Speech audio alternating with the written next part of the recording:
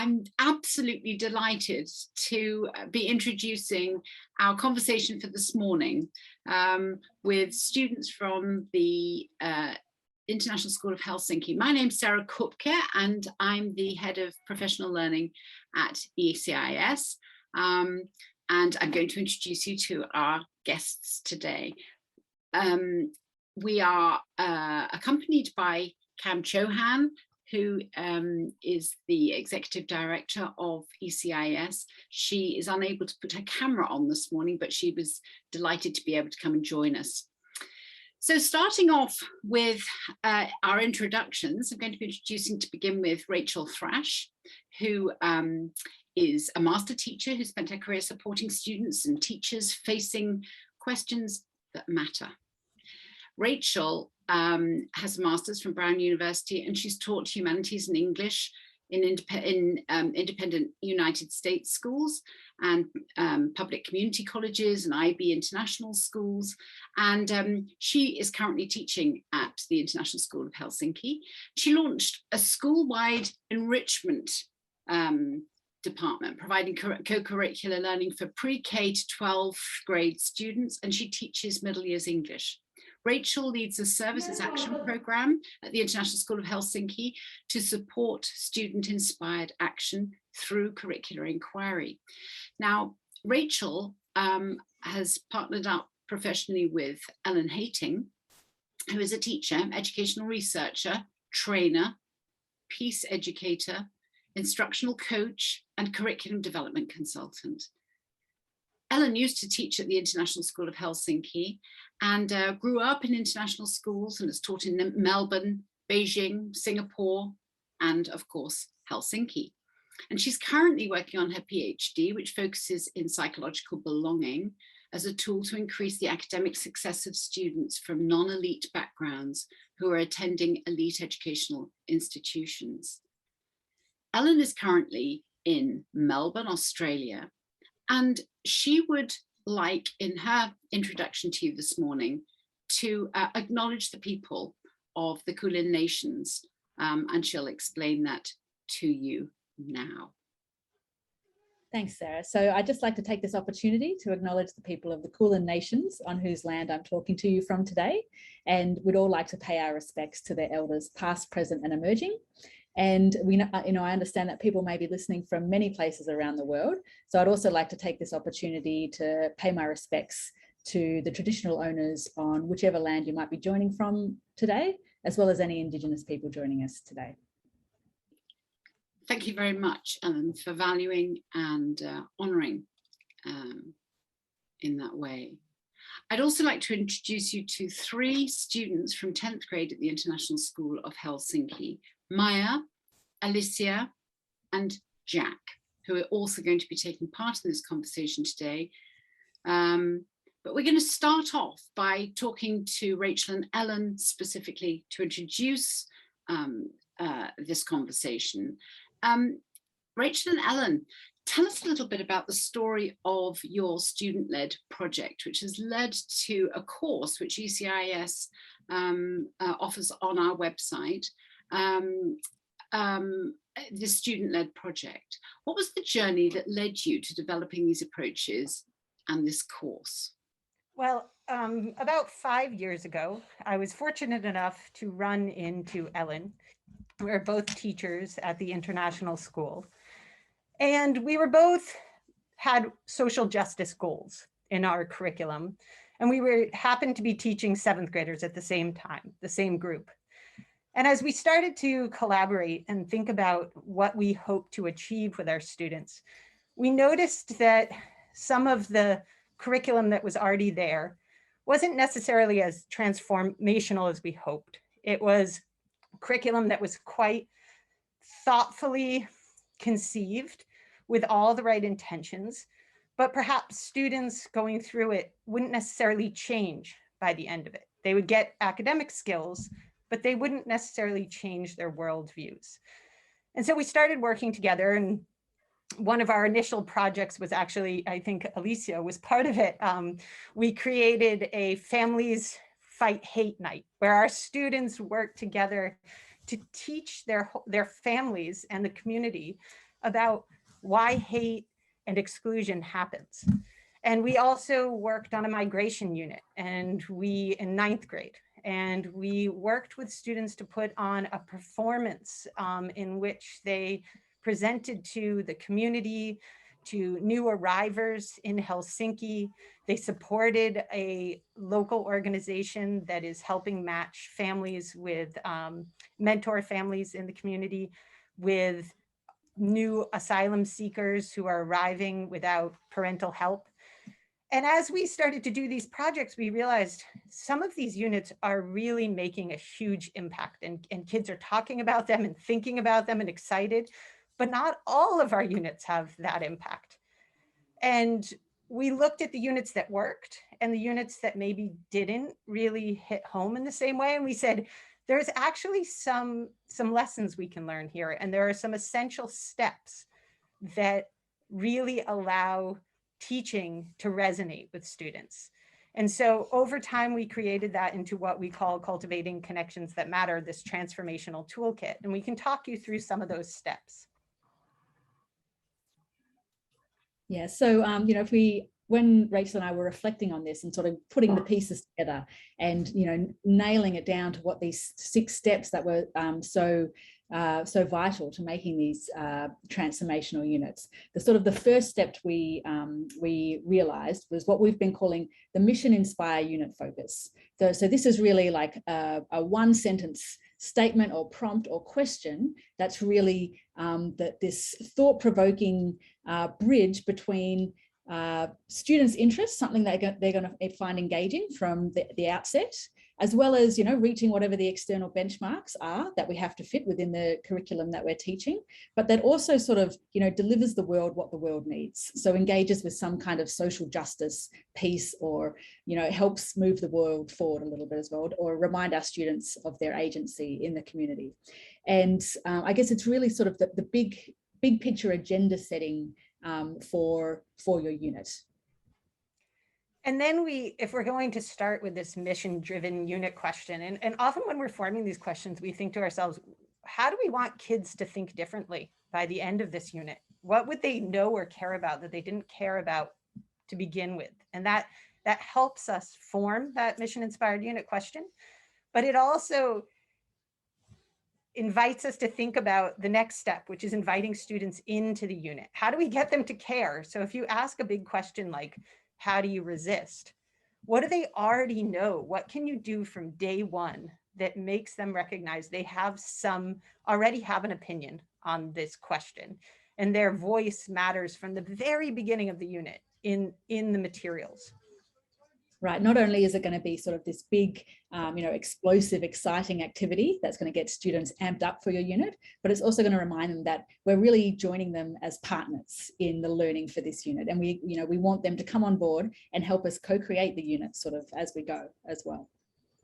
And then our next step is to set up a big challenge for them from the very beginning of the unit. We're never shy or discreet about how the unit's going to end. And my students are here shaking their head like, yeah, there's always some crazy challenge. But most recently with these students, with a unit question, how do we resist? From the very beginning, I said, you are going to be in charge of putting up creating a resistance text gallery in the community in a local cafe.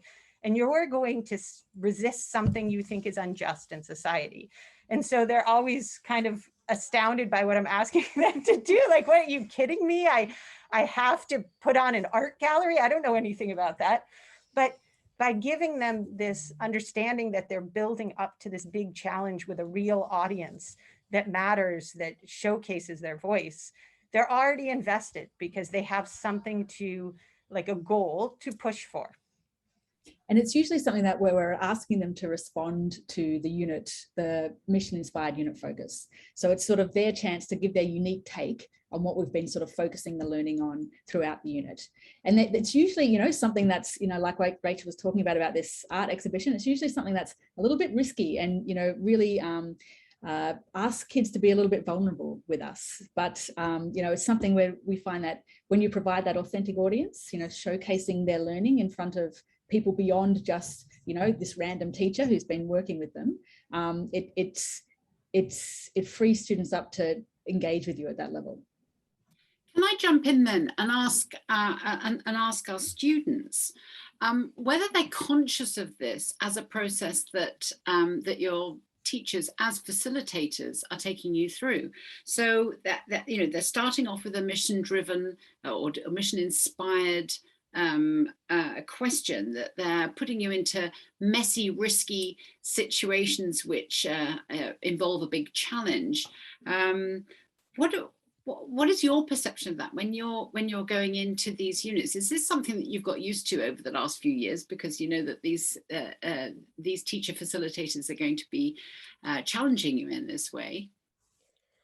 Could I go first? Yeah, sure, go.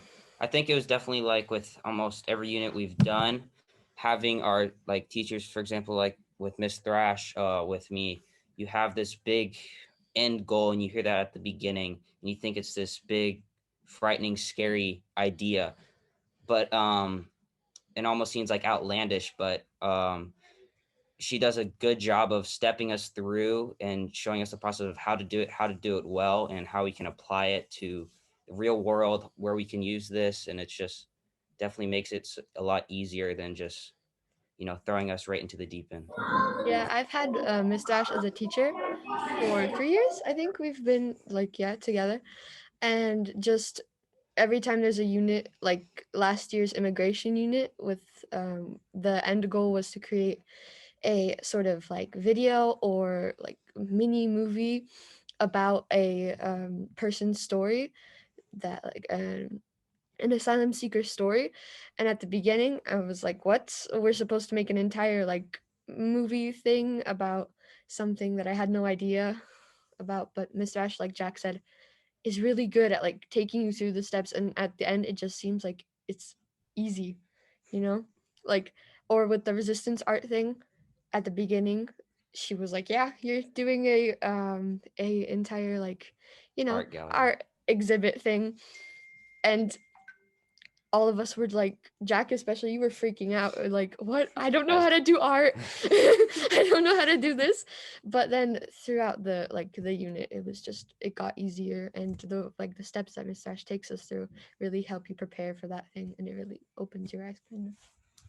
Yeah, I feel like I normally like go into every unit like knowing like there's going to be something big as a final summative, something big and creative, but like every time it's nothing what I expect. Like Miss Thrash, like she always comes up with such cool ideas that definitely do scare me, and I like don't want to do them at first, but like they've said, like the way she guides us, the way she supports us, it like makes so much sense to us, or like to us learners, like, oh, I know what to do, like I think I can, or I know I can do this. So it's like really like impactful in my learning. So these real world connections that you're making through these big challenges create authentic sort of learning situations. Are you able to compare that with situations which feel less authentic? I mean, without necessarily mentioning names or places. Is that more relevant to your learning, or is that just a different way of learning? I could definitely speak on this with growing up for the most part in the United States, going to public schools. It was just there. It was the teachers give you something, they expect it from you, they give you a due date, and you just do it. But here, it is a little different, but it's more impactful. You definitely get into the more meanings of stuff, and you learn how it's affecting others, how it's affecting you, how you can help with this, instead of just getting a due date and a grade at the end. Yeah, like I was in a Polish public school for 3 years, and there it was like the traditional process of just learning information, remembering it, then regurgitating it on a piece of paper, and then forgetting it 2 months later. But here it's like, I don't know, I haven't like forgotten like things that I did in 7th grade. Like they still stick with me, and they're still relevant, and they like impacted me a lot. Or like the immigration unit from 9th grade, for example, or I don't know, the immigration unit in 7th grade. There was just so much that just sticks with you. If you'd ask me to name something I did in our units, I couldn't name anything. But I feel like here, the way I've been taught, like it's created so many like self-realizations. Like I'm taking like the whole world like a different approach now. Like when I see things, I'm like, oh, that reminds me of something Miss Thrash taught me. So it's just really like, it helps me notice my surroundings so much better now.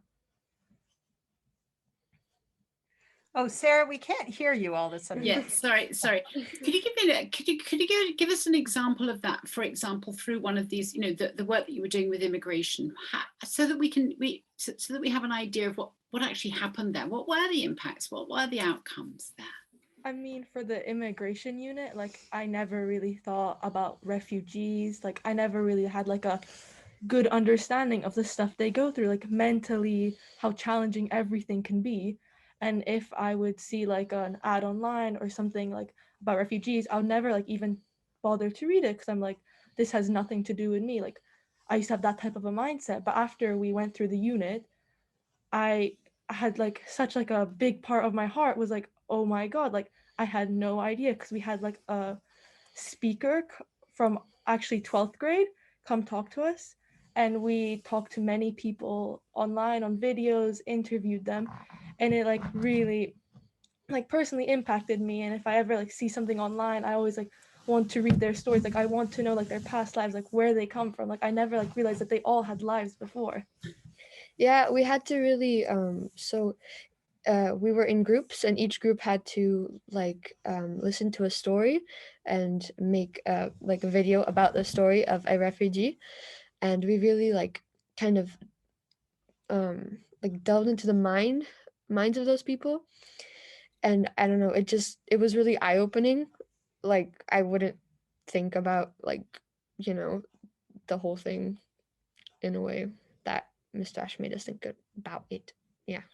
Well, you weren't there, so you can't say anything. This is my first year, so I have no You input. can talk with about this. the branding unit too. But with like the branding unit was one of like our first units we did of the year. We were given a real company, and we had to help give them advice of how to start, how to get through that beginning process, and basically giving our input as a group to help affect real companies out in the real world. So it was like a crazy experience giving information to a starting company for me that's actually going to affect them. Usually before, if I'm doing anything in my old schools or the past years, it's always been a fake scenario. So if you mess up or do something wrong, it's just, oh well. But here you definitely got to take that more consideration, because it's affecting someone else. But then once you do a good job, it feels 10 times better and more rewarding, because you're helping people. And I think that's just something that's a lot better and different, is that every unit you have a positive impact on someone else, not just yourself. Yeah, and I feel like that's what really impacts you, and that's what makes you remember, is that you kind of changed the world, you could say. Yeah, fascinating, and how that authentic learning actually makes the relevance quite clear to you. Whereas when we're simulating, we always know that it's a learning process, but it hasn't really made that connection of relevance. That's so interesting to hear. I'm going to ask Ellen and Rachel now, just to reflect from the staffing and the teaching and because I think that's been really helpful information about your learning. Teachers in school are always fighting for resources and time and opportunity to reflect, and taking on another initiative feels like taking on another thing to do, as it were. How does this work that you have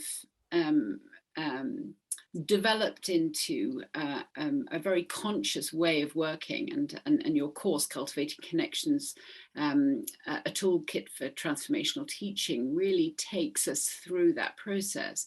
How does this work speak to the conundrum of teachers being, fighting for time for that and resources?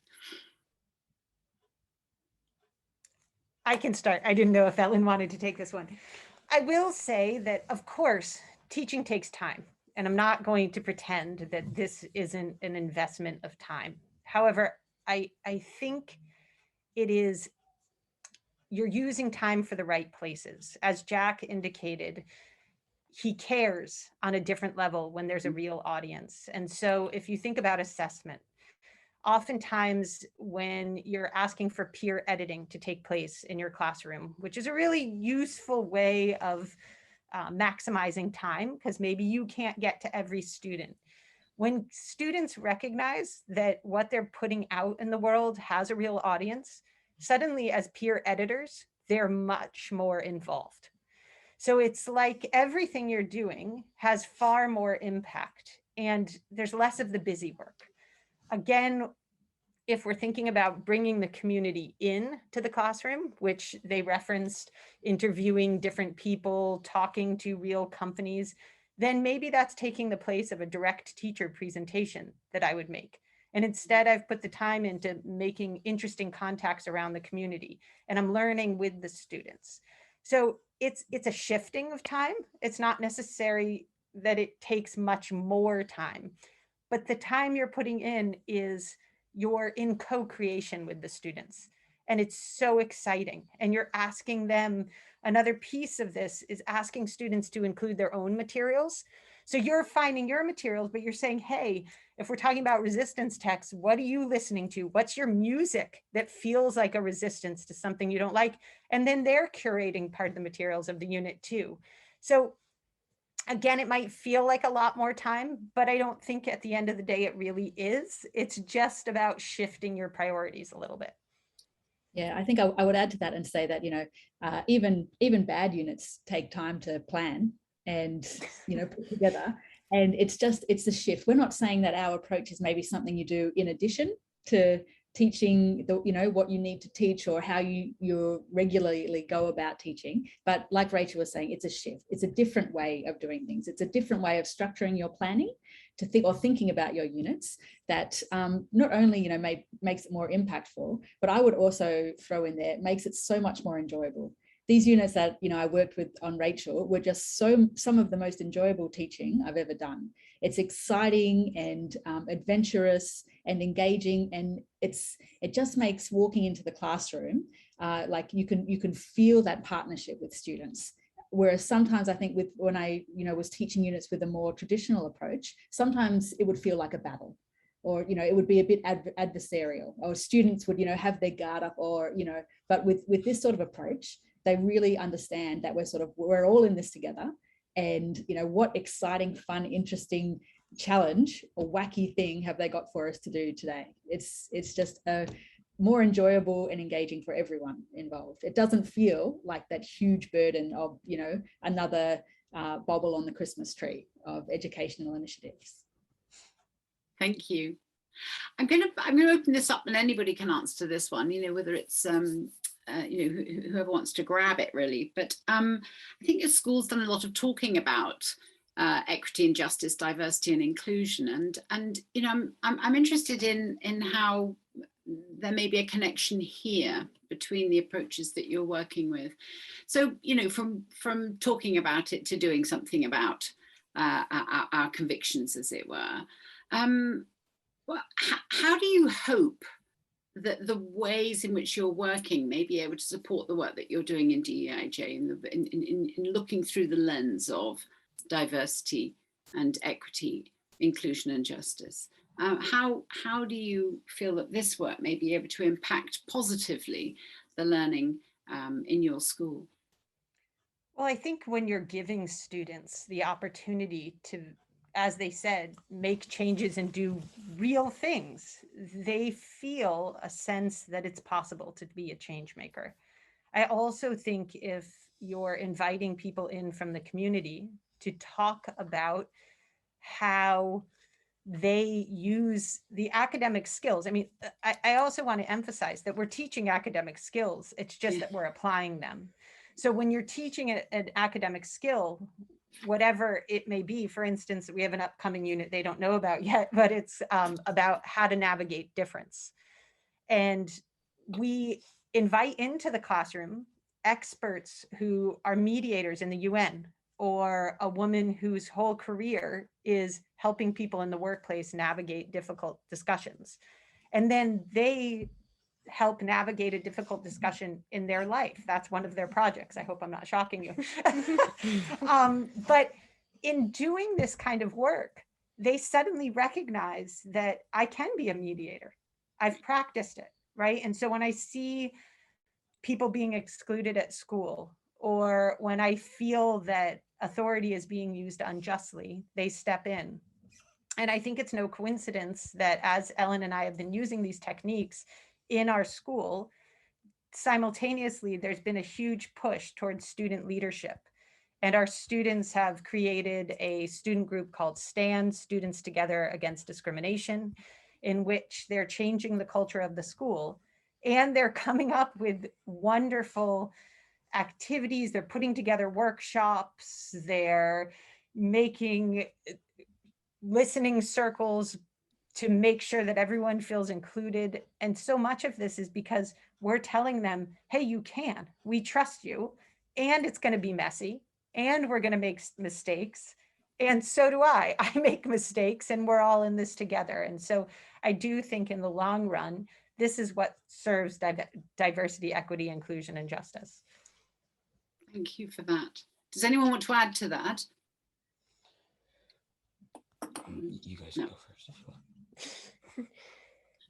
I think Miss Thrash said everything. Yeah. I think, yeah, that really just like summed it all up to like the best that you could. I mean, it's just really just the best way of applying and learning, instead of regretting going to your English class because you know you're just going to be writing, or your teacher's going to be lecturing for an hour to 90 minutes or whatever it is. You're going in and you're doing something that's quirky, fun, weird, interesting. It's something that's different and fun, but you're still learning and hitting all the goals that are needed to be done throughout the year. Yeah, and I feel like it's also like exciting to go to class. Like the feeling I have from going to math class and English class, it's so different for me. Like I'm excited to like check the agenda to see like what like Miss Thrash has planned for us today. And it's like, I know I'm not ever going to be bored in class. It's always something like very like meaningful that we do. Always something new. Yeah. Thank you. Thank you. Lovely. Okay. So Ellen and Rachel, you talk about these messy situations, the potential for the sort of messy situations that can come about, and these points, therefore, of vulnerability, right? As teacher facilitators, but also for the students, as we don't know what the outcome's necessarily going to be. And there's I love the fact that you're talking about the trust that's involved there.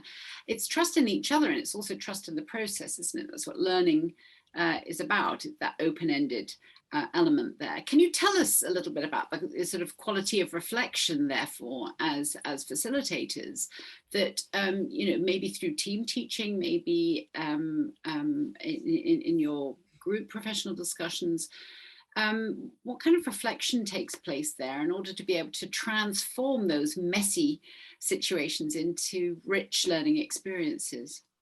Sure. Yeah, I think Rachel and I, we love the mess. We sort of embrace the mess, and it happens all throughout these units, from day one. But, maybe where it really stands out is, when we are, inviting the world into our classrooms, or getting out there into the real world with our students as well. Because, I think, classrooms can be very sort of controlled environments where on the whole, you can, stay in charge if you want to of material or what comes up or the way discussions go.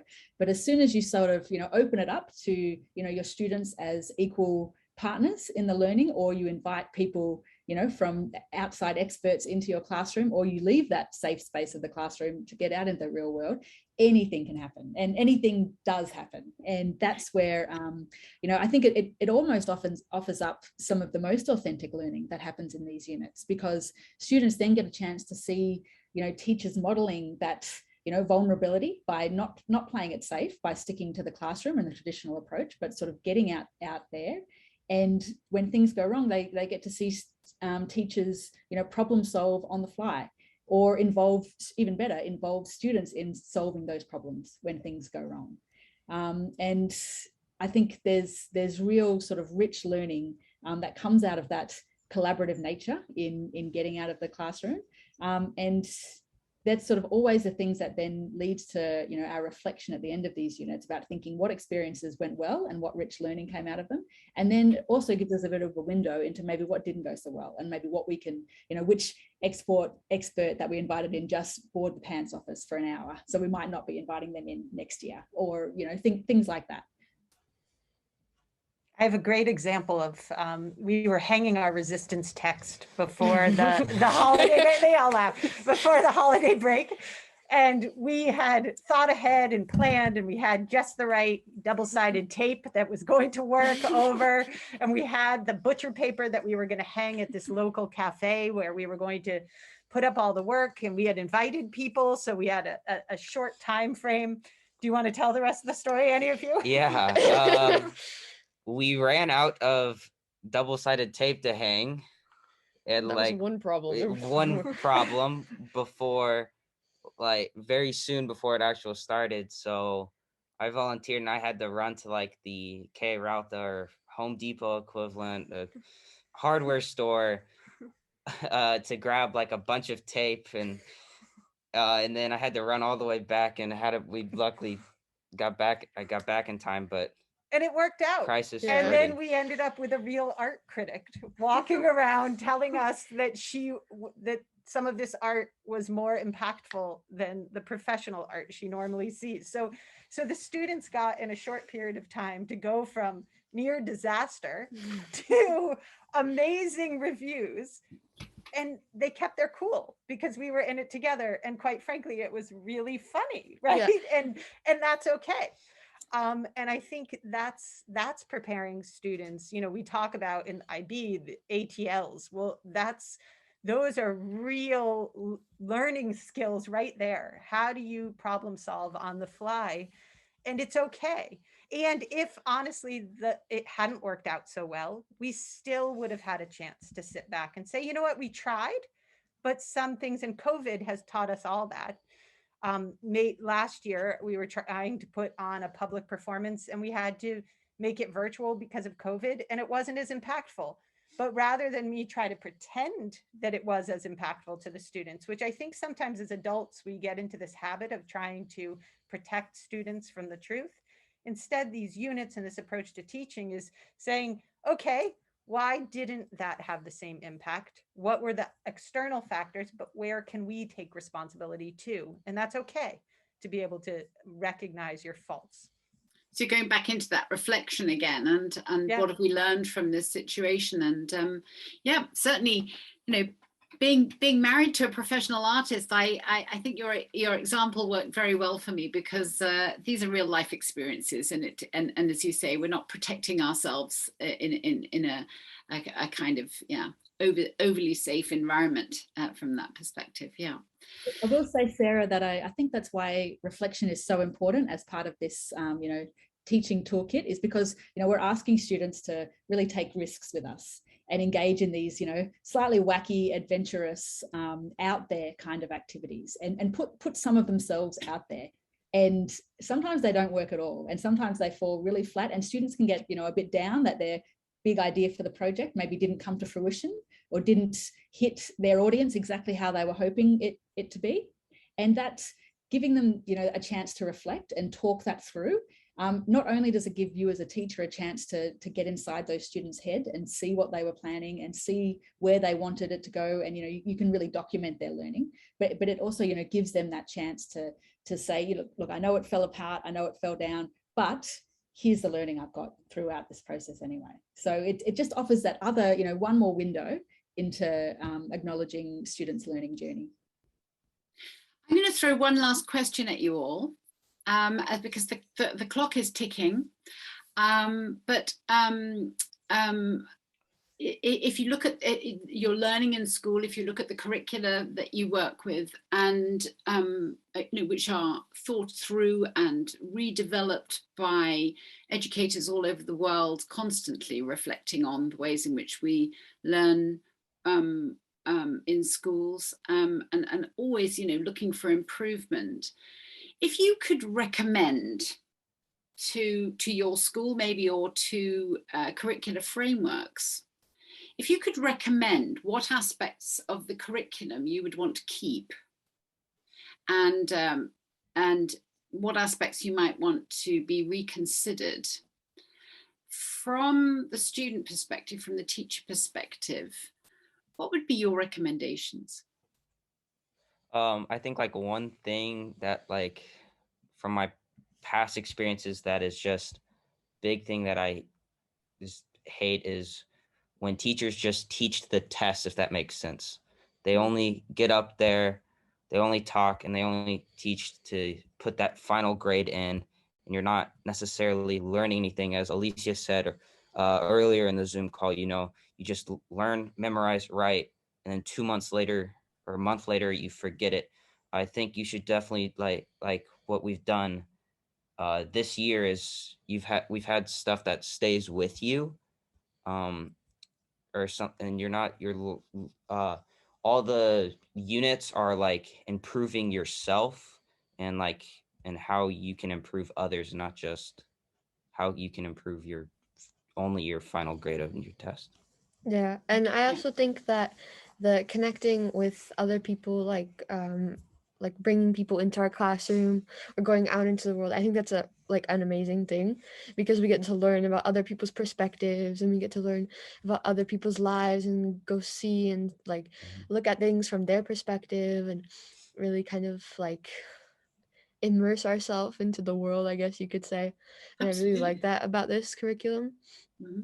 I wouldn't say that we really need to change anything or leave anything, because I mean, I've been doing this for 3 years now, and it's still works. It's still really good. I still really like it. Every time there's a new unit, it's like a new adventure kind of. Yeah. You know, like this unit that we're having now is like a poetry unit, and we're at the end we're going to be like we're going Reading to at a poetry cafe, reciting poetry and in like in a shopping mall. So it's gonna be like a new adventure. Like I've never done that before, and I can't wait to see how it's gonna turn out, and can't wait to see the process and everything that's gonna happen. I think it's really cool. Yeah, and kind of like how Jack said, like there's a really big like difference with like when teachers just like write on the board and stuff like that, and they just expect you to write it in your notes.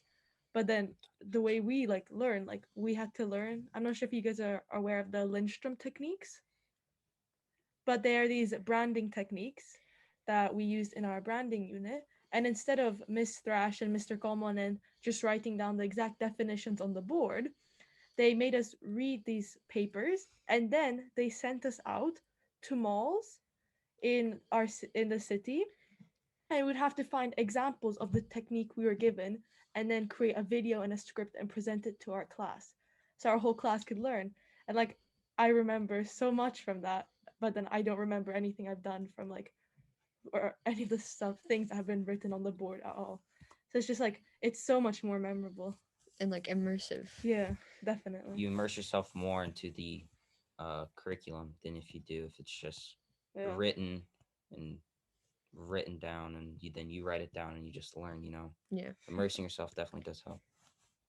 And I would say when we're looking more globally at how teachers are supposed to decide, there's infinite material to teach, right? And I think recognizing how invested students are in their own growth, and they always ask the really difficult question, why do we need to know this? And you should be able to answer that. Yeah. And so there are skills that do need to be taught in an academics class, and they do need practice, and some of it can be rote, of course, in any class. But if you don't transparently say to them, these are how people are using these skills later on. This is how knowing this skill is going to help you. Here, meet a person who has developed this ability and is using this skill. Then it just feels like a hurdle they have to jump over. It feels like busy work, and you're insulting their intelligence versus inviting them in and saying, hey, you don't have to learn this, but this is where it will get you. We're giving you a tool. We're here to support your feeling comfortable with that tool. And it's great to learn grammar because you're going to come across in a way that people will respect you. It's not fun to learn grammar, perhaps, but it's a useful tool, and I'm here to guide you through that. Thank you. Ellen, final word. We've got 2 minutes, and I'm going to do a plug for your course at the end. So a quick final from you, please. I would say, you know, as a DP teacher, just what Rachael was saying there really resonates. You know, my background is teaching the higher level of secondary, and, you know, often teachers come to me and say, but what about the syllabus? How can I do this and get my kids ready for the exam? And of course you can, because if you take this approach, even at those senior secondary levels, students get to see that what you're asking them to learn or practice with you has these real world implications. If they see themselves in career, and you take them out to see people doing careers in this sort of things, using these skills, all of a sudden it becomes real for them. And they understand that, you know, the investment or, you know, the reasons behind learning that. Thank you. And I think, you know, what I also got from the very articulate ways in which Alicia, Maya and Jack were explaining their learning impacts, was also just the development of this empathy, of this compassion for other people. When you were talking about your relation, your connections you were making with refugees, perhaps, or and also just the relevance and the impact that you can have on the society and the community in which you live. Absolutely fascinating. As I say, it's worth anybody watching to be able to just to know that if you take a look at the ECIS website, you'll find this connections training course, making connections that matter, and I thoroughly recommend that you take a look at that. If you're a membership school, you'll find that you're able to do that. Many of your staff will be able to take part in that. And we thank you very, very much. And to all of the people that joined us today, there are points coming up in the chat. Thank you, thank you, thank yous coming up in the chat. So the participants will be able to receive the recording, and we thank you very much for your participation today. Thank you. Yeah, thank you. Bye-bye, everybody. Thank you. Thank you all.